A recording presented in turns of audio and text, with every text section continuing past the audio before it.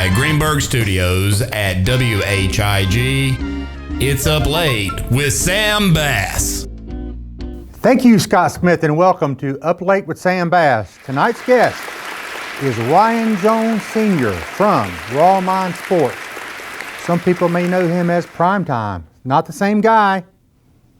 Primetime in Rocky Mount, not Colorado. This guy does it all. He's got his own podcast. He's working on a documentary. Lots more to talk about. He'll be joining us shortly. First, I'd like to take a minute to thank our sponsor, Allegra Printing of Rocky Mount. Fine folks. They provided us with this one-of-a-kind backdrop. So we're tickled with them, love them to death. They're doing a great job. Thank you, Allegra. Speaking of one-of-a-kind, we've got a little bit of excitement going on here on the Wesleyan campus. From now through January 24th, which, by the way, is my daughter Emily's birthday, for the first time ever in the state of North Carolina, there's a Bob Ross exhibit. You remember Bob Ross? It's going to be right here at Dunn Center.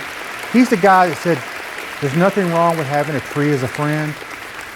I've got a lot of friends that are trees, maybe not. And one of my favorite quotes, by the way, is, we don't make mistakes, we have happy little accidents. That's me, folks. I'm a happy little accident, or possibly an accident looking a place to happen. So this is a very busy time of the year for me. In addition to all the lunch and learns and power breakfasts and ribbon cuttings, I've really been to a lot of events lately already. The Chamber had a fantastic oyster roast, had a good time out there, big crowd, over 500 people. The Beans and Brews, that's something I went to recently. It supports Meals on Wheels, a great organization, good time out there. Plus, Wednesday night at Sam Shack, that's an event all by itself, trust me. It's a good time over there too. So now, before you know it, the holidays will be here, which means I'm going to be even busier than I am now, which is unbelievable, but I will be. More gifts to buy, more parties to attend, more bourbon to drink. Also, I got to squeeze into my elf tights and my elf costume. The tights are the hard part, but I'll make it work. But I think a lot of people remember me for the video I made for the Chamber when I was doing Buddy the Elf, more than anything else I've done. But I will say here lately, I've been getting recognized a lot. A lot of people, some that know me, some that think I kind of know, they look kind of familiar, some that I have no idea who they are. They've been coming up and saying how much they like the show. And so let me take a minute to thank all of my fans out there. I appreciate you watching. Tell all your friends about this, by the way. I even hear there's a drinking game. Every time I point my finger, I get told I point a lot. So I just want to say about that, cheers. As I mentioned, our guest tonight is Ryan Jones Sr. from Raw Mind Sports. So we'll definitely be discussing sports tonight and some sports terminology. Remember that. But since it's me talking here, we do things a little differently on this show. We're not your same old place here. We're going to do the top 5 dirtiest sounding sports terms. Okay? They're actually very innocent, folks. Very innocent. They just sound dirty. So you probably heard them before, maybe you haven't. But we're just going to see how it goes. Hope we don't get canceled on this. So here goes. This is my top 5 dirtiest sports terminologies. Make sure the kids are in bed, okay? Or get them up, either one, I don't care. Here we go. Number 5, naked rear choke. Relax, Grandma. This is just a chokehold used in the MMA. That's applied to the opponent's back. It's kind of like a sleeper hold, I guess, in wrestling. And you don't have to be naked to do the move. It's all about whether or not you're wearing a training uniform, whatever that is. But get your minds out of the gutter. Number 4, sticky wicket. This is actually not a thing, like I know y'all are thinking, but a term used to describe a difficult circumstance in a cricket game. The cricket is in Rocky Mount now. It's a bad pitch, something like that. Shame on you. Number 3, pole position. Again, not a thing. It's a racing term. It just means that the driver has qualified for the number 1 starting position. I remember there was a joke going around about a certain driver, I won't say his name, being on the pole position a lot. It was Jeff Gordon. Number 2, tight end. I know what you're thinking here. This is just a position. Oh, wait a minute, that doesn't sound very good. Not much better. It's a position in football, tight end, between the offensive lineman and the wide receiver. I used to be a tight end at high school. I was number 81. It was number 1 in your hearts, number 81 in the program back at Saratoga Central High School back in the day. Tight end. I started off being a tight end, ended up being a wide receiver. That's a long story. And the number 1 dirtiest sounding term, sports term, is backdoor slider. I know that sounds dirty. This is just a baseball term used to describe a pitch used to trick the hitter. It's kind of like a curveball, you know? You throw the ball on there and it slides around the plate. It's just designed to trick the hitter and make him strike out. That's it, number 5. What is wrong with you people? And why do I feel like I need to take a shower now? We'll be right back with Ryan Jones Sr. of Raw Mind Sports right after the break. Stay tuned.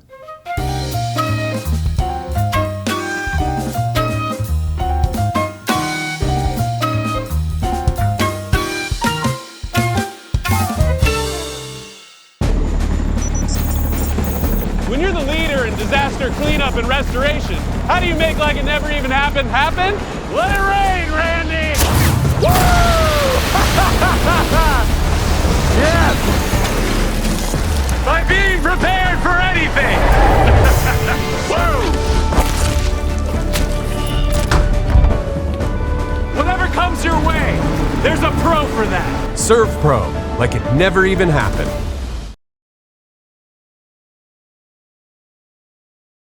Hey everybody, welcome back. I'm sitting here with the battle-scarred, prime-time Ryan Jones Sr. coming off that big 49ers loss. He's hurting. Ryan, I've told you, I don't have a problem with the 49ers. I got a big problem with the Cowboys, though.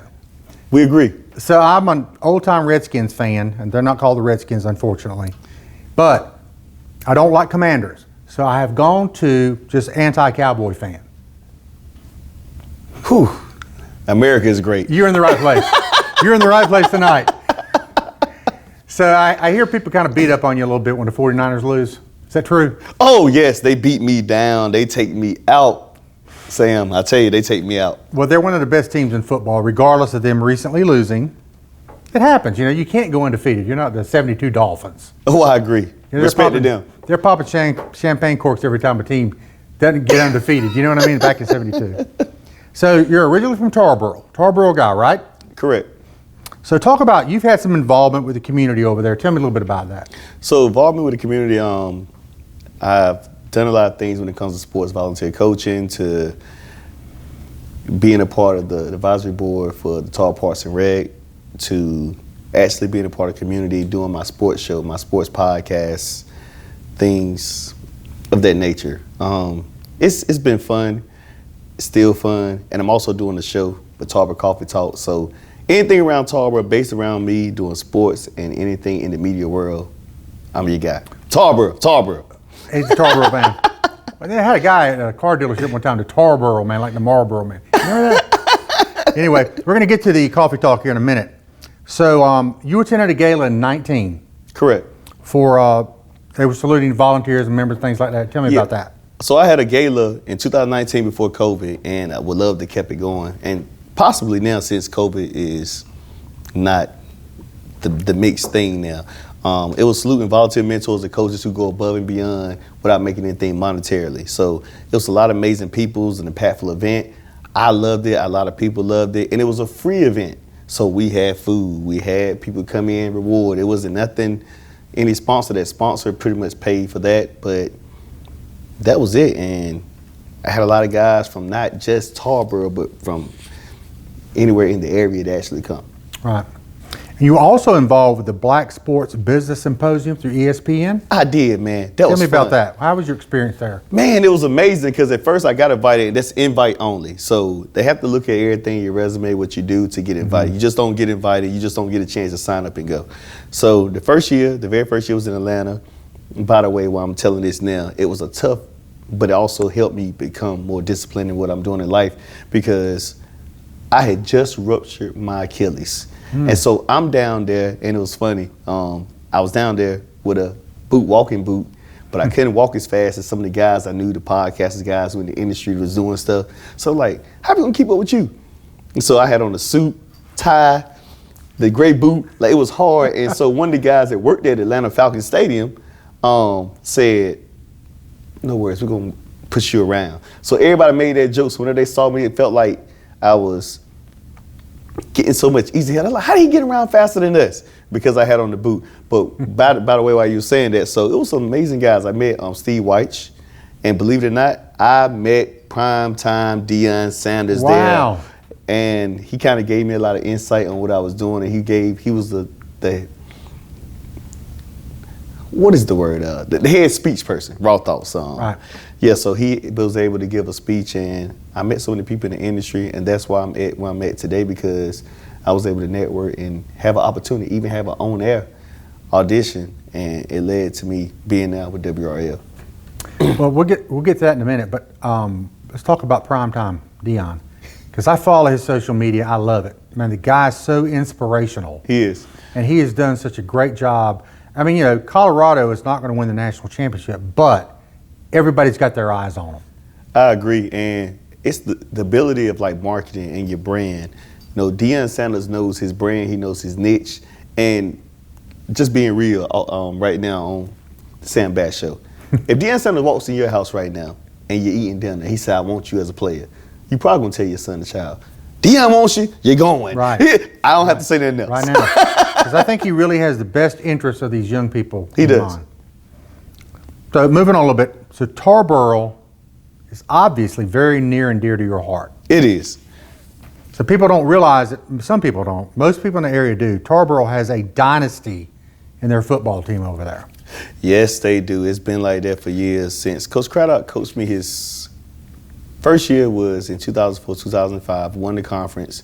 But things, as what he says himself, he always says that, you know, after 2-3 years, they were ready to run him out. Mm-hmm. But they couldn't, because he had some guys that came to him in Food Line and said, "Don't you worry, Coach Jeff Craddock, the boys is coming." He like, "The boys?" And ever since then, since 2008, they have been in the Eastern Conference Finals, state championship won or state championship lost. And we're in 2023 right now. So you're working on a Tarboro football documentary, correct? I am, man. Tell me about that. It's amazing. Like, everybody always, for the past 2 years, people always say, "Ryan, you need to make a documentary. Ryan, you need to make a documentary." I said to myself, I was like, it's a little work into that, but I'll make it happen. So recently I have made it happen, and Coach Craddock, me and him have been working one-on-one with it, and the coaches of the Tarboro High Vikings staff. And believe it or not, one of the reasons why I'm making it is because, like, every person in the country has their own story about their particular small town. But I figure, like, with Tarboro, no matter if it's 1A, 2A, 3A, by the way, for people in the viewers who don't know, that's because people, it's about enrollment. It's not about how good the team is. You can have really good players at 1A, 2A, 3A, or 4A, but the enrollment of the team and the school dictates where you're going to be at. So that being said, Sam, when I was doing this, I was like, man, it's amazing. It's a great story. It probably will motivate other people in the country to do the same story and kind of use it for their liking as well. And also with small towns and stuff, I felt like maybe resources would be able to help and give people opportunity. It's a lot of kids in the world who have just needs an opportunity. And I feel like Tarboro hasn't had a chance, although we have multiple players who went to the NFL, but not in a way where it needs to be exposed more by looking at the United States and the teams in the country. Right. So Todd Gurley being probably the biggest name to come out of Tarboro. I agree. Now, back in the 80s, since you say you was a Commanders fan, you know, my cousin / a guy named Kelvin Bryant was there. Yeah. I played against Kelvin Bryant. Oh, That's you how did? old I am. Yeah. Oh, boy. It was like trying to tackle a truck. I'm serious. Yeah, Todd Gurley is definitely the best one. The guy I went with to school with was my main man, still to this day, Sean Drone. He played for Kansas City majority of his year and the San Francisco 49ers. So I'm going to change gears a little bit here. We're going to talk about your Raw Mind Sports podcast, okay? So when did you start it? I started in 2018. It all started because me and my wife, now my wife, Iris Jones, was at my mom's house for Thanksgiving, and she literally asked me, like, what you want to do with your life? Do you have anything in common that you want to be consistent with in your life? And I said, I just want to be great. I want to be a great father. I want to be a great husband one day at the time. I want to be a great human being in the world. And what That sounds like Dion. Right. This is the other prime time, by the way. So when we said that, so me and my best friend to this day, we was at the table, Thanksgiving, everybody was fussing. We was debating sports. And out of nowhere, she said, ha, that's it. You always love sports. You may ain't coaching sports. This is what it is. You need to create a podcast like Debating Sports, Talking Sports. So I had multiple friends. Shout out to my guy, TJ Harrell, Eric Whitehead, and Jamel Arrington. Jamel Arrington played at Westland for years and had a scoring title. I want to say, I might be right or wrong, but I want to give false information. Them guys started with me. They believed in me, and they allowed me to like use them. And at first, people are like, what is Prime Time doing? Why must he just create a podcast of random guys debating sports? So it started with them.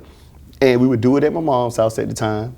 And once we did it at my mom's house, it started getting leverage legs. Mm-hmm. And it all started because she was like, you need to debate with him. She said, I feel like that's your natural gift. So with that, Sean Drone, I did an interview with him at Carolina, and he always told me we was playing sports. He said, man, Ryan, you always debate sports even when we was playing sports, you know. And I had a coach, shout out to LaShawn Jenkins. He pretty much, he's a great teacher in life, and no matter what you're doing with your basketball, football, politics, whatever, mm-hmm. he's gonna push into you and pour into you the way it is and pull the best version of yourself out of you. So for the record, he points like I do when he talks. So take a drink when he points too, right? So you said are you recording it in the studio now? So for me, now it's pretty much in my man cave. What I do is edit, do everything myself at home. So we have a lot of equipment. We had equipment, and it's what people say in life. A lot of people who from the outside say I got lucky because I had a wife who graduated in media production for the University of Carolina. And even though she doesn't use it for her niche and her major, she has other things. She's a literacy coach with the Edgecombe, so she's very smart in that field. She wants to be a thought leader. So she pushed it into me, and it was like a great way to use it for her. So I'm using it for my studio. I have everything in my house, from speakers, lights, camera, all that good stuff. I have been in the studio. I've been in the wig here, and then once I got COVID hit, things like that, it kind of changed my direction. I had to be forced to do things a certain way. And so I got all the equipment and stuff, editing, tools, all myself. Pretty much the one-stop shop. I've seen it. It's really good stuff. So thank you. Let's talk about the coffee. We mentioned it earlier, the Coffee Talk Show. Tarboro Coffee House. Yes. Tell me a little bit about that. Tarboro Coffee House, they have a new owner, and I call him Rev Randy because he's a reverend. He has a lot of titles, and he saw me, and we used to talk for a year. Mm-hmm. I used to come there every Friday, and we'll talk about life, anything that's going on in life. And me and him got to know each other. He's originally, before he came out, he was in Buffalo, New York. He loves the Denver Broncos. Ooh, I always say Randy, good luck. Right? They're having a bad year. Yeah, they are. They get ready for the draft. Top 5 picks. Exactly. So he said, Ryan, he said, I see your stuff, see your media. Why don't you produce a show, Tarboro Coffee Talk? He said, do things like to help with the coffee shop, bringing in business or keeping business here in Tarboro. Although business is amazing in Rocky Mount, he was saying like the people in Tarboro just need somewhere to go just in case they can't get to Rocky Mount, places like that. I was like, well, yeah. He said, and I said, for myself, becoming a producer, I had to become a producer in a producer mode. It was less of me thinking about me. It was more like thinking about what made sense for his brand, the Tarboro Coffee House. Right. So I try to make sure I'm pushing this show directly to all the people, the customers, the audience he has. And what I do is try to bring in people from downtown Tarboro, owners of downtown Tarboro, politicians or community people who are involved, and bring them down there to have a drink of coffee and kind of speak upon what I say raw thoughts, but it's more like coffee talk for them. So raw thoughts, raw mind. Yes, sir. How'd you come up with that? Raw thoughts is something, this is going to be very good. Raw thoughts is something I always say, and a lot of people in this day and time say they like the raw thoughts. I'm a type of person, when I say raw thoughts, it's about, like, you know, in professionalism and business, you have to say things a certain way, in a way that makes sense to make sure it doesn't offend anyone. Right. Raw thoughts is me getting straight to the point. It's just like you right now drinking that bourbon. I may say, hey, that's the worst stuff in the world. I can say it because it's raw thoughts. You may say, you need to leave me alone. So, and that's me, like, being direct and kind of being very transparent, because people may see, you may give it to them in a nice way, but they may can't understand it, and that's okay. Everybody has their own language, not Spanish or French.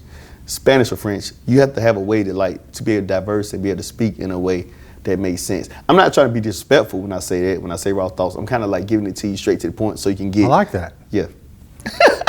Have you met Dave Sharp yet? He's a new chamber. Dave Short is my man. Dave Short always asking me to go to Highway 55 at lunch. I still owe my lunch date, because every time I see him, we need to have lunch. I've known him forever. Us three are going to lunch soon. Definitely. Whew, look at that. He's invited me to come over to Tarboro to have lunch, so we're going to do that very soon. Please do. So let's talk about another thing. You're working kind of with WRAL doing high school sports. Is that correct? I am. Tell me about it. It's amazing. So, like, they asked me one day after they seen on my work, and it was not necessarily like a application. I had to fill out like typical jobs. It's like, man, we like your work. We know you love Tarboro. Do you want to help us out? So from there, I'm working high school sports, doing videos, behind the scenes, in front of the scenes, and every night, Friday night, WRAL Plus, Spectrum stations in Raleigh, I'm on doing post-game. Whatever game I'm covering, whether it's football, basketball, soccer, whatever. I'm the one who covers all those games. And me and Nick Stevens, shout out Nick Stevens, is a great guy. We have a busy schedule. And it's the best thing that happened to me with WRAL is that I learned a lot of things I didn't actually know. So now, on demand, let's say I'm in Charlotte, game in Charlotte, big game. Has to be in reports, research, all the information. News station show starts at 10. I have to do my part, because if I don't do my part, it's like everybody pulling like a tug of war. If you don't do your part, it can destroy the entire team. So I may have to go sit at McDonald's, Wi-Fi, type up, edit, whatever. Like wherever I'm at, I may not have time to get all the way back to Raleigh by the time the show starts. So I have to have a way to where I can send out information, whatever I have. Or I may have to do, like, in days' time, now we're living in with Zoom, or if I have to call in from where I'm at to be interviewed.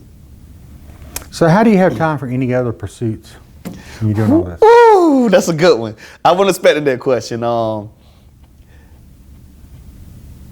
actually like being busy, because if I'm being busy, I'm doing something good. If I'm sitting home idle, I may not be doing anything good other than watching TV. So I like having something to do, because it keeps me from being in so many places for timing purposes. Because some days I could be somewhere at the gym talking, I could be at the gas station.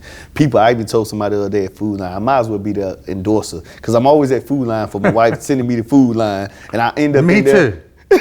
And I end up in there for her, and even though it should be something simple and quick, like if it's like getting a box of rice, turns out somebody knows me. Hey, Brian, blah, blah, blah. It took you an hour and a half to get back. You sent me there. I'm a extrovert with introvert tendencies, but I'm going to be a person. I'm just not going to turn the conversation down.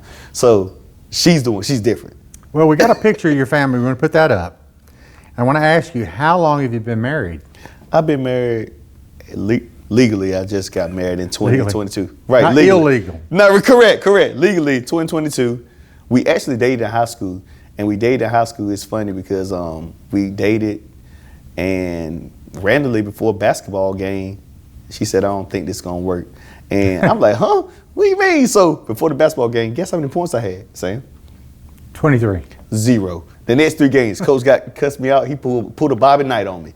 So, you threw a chair at you? Yeah, he almost did. He was like, you got to get over it. So during that time, we ended up finding our ways. And sometimes life takes you on different paths to get a certain way and to be able to become a better person who you are. Now we're back together. So we started back dating in 2018. Went on a date, went on Valentine's. You know, I told her I said, hey, let's go out to eat on Valentine's. She's like, you want to take me to Valentine's? I'm like, yeah. So I took her to Bonefish Grill. I served her I well. like that place. Yeah, I did. So with that, it ended up turning out great. And ever since then, we just decided to get married last year to see everything. We have a blended family, but it's amazing. That's great. Great to hear. So I'm going to change gears a little bit. You're a WWE wrestling fan. Woo! Let my family members tell you about it. They'll give you stories themselves. So do you have a favorite wrestler? So, all right, so back in the day, they used to say when I was little, I used to put the figure 4 on my uncles and his best friends. Then I used to jump off the chair like Macho Man. Yeah. And I used to love the NWO. yeah. Yeah. Macho Man, I used to do like Hulk Hogan's NWO. I used to like him Right. like that, Goldberg. But now, watching it now, although I know it's pure entertainment nowadays, because back then I thought it was Right. real. You know, I'm definitely a Roman Reigns. I love Randy Orton. I always loved the Undertaker, the heel Undertaker. Right. Yeah, so, it's so much I can talk So I'm about. a big Ric Flair fan. Woo! Yeah, that's him. So I'm going to ask you a couple of Barbara Waller's style questions. Baba Wawa. Okay, you ready? Ready? I'm ready. Oh, I'm Do you good. consider pickleball to be a real sport? I've never been a person to disrespect sports, so yes, I do. It's wrong. Yes. Right. Oh my On God. this show, it's wrong. Oh, gotcha. I'm a pickleball hater. Okay. I forgot you are. Do you have any Super Bowl predictions? I do for my podcast on week 1 this year. Although I'm probably gonna be wrong, I said because of an injury, I said the 49ers versus the Jets. I understand the Jets part. Oh, come on, now, not on the show. Don't do me like They're that. not going to make it because, the main guy got hurt. So I don't know. I thought maybe Buffalo, but they lost this recently. Oh, yes, they did. So we will have to see about that going forward. But listen, I really appreciate you being on here, man. This has been a good time, man. You're a great guy. And, we're going to have you back. Anytime. Because if I get an opportunity to get prime time, I'm going to get it prime time. Thanks for coming on, my friend. Thank you. All Thank you, right, Sam. Take care. Hey, I want to thank my guests tonight. We had fun. Ryan Sr. was here tonight. So I want to say, Alexa, make sure you remind me to tune in to Up Late with Sam Bass every Thursday night at 10 o'clock right here on WHIG. Our next guest is the elevator man himself, Josh Dobson. He will be here in person. So make sure you tune in. Thanks for watching. See you soon.